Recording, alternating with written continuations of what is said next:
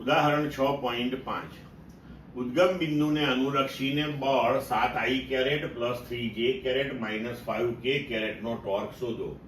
જે કણ પર બળ લાગે છે તેનો સ્થાન સદિશ i caret minus j caret plus k caret છે.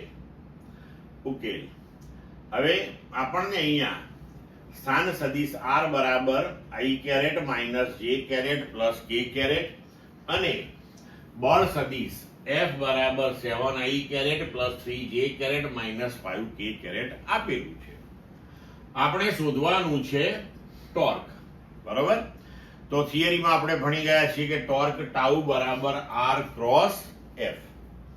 તો r અને f નો સદિશ સરવાળો.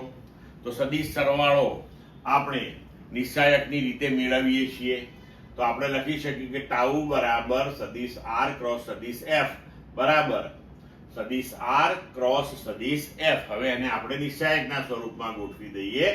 તો નિશ્ચાયક i caret j caret k caret પછી x y z. તો x આપણો 1 y -1 અને k 1 અને fx fy fz. તો fx આપણું 7 fy 3 અને fz -5. હવે આને આપણે સાદું રૂપ આપીએ તો i caret into -1 into -5 -3 into 1. હવે બીજું પદ -j caret into 1 -5 -7 into 1 plus ત્રીજું પદ k caret into 1 into 3 -7 into -1.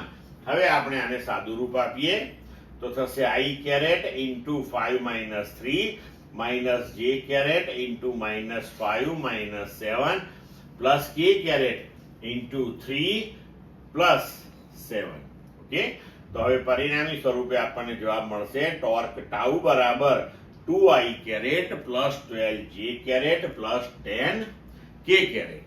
હવે આપણને સદિશ સ્વરૂપે મળ્યું. તેનું મૂલ્ય પણ ગણી લઈએ આપણે જોડે જોડે. તો તેનું મૂલ્ય એટલે અંડર રૂટ x ઘટકનો વર્ગ વત્તા y ઘટકનો વર્ગ વત્તા z ઘટકનો વર્ગ એટલે under route 2 square plus 12 square plus 10 square.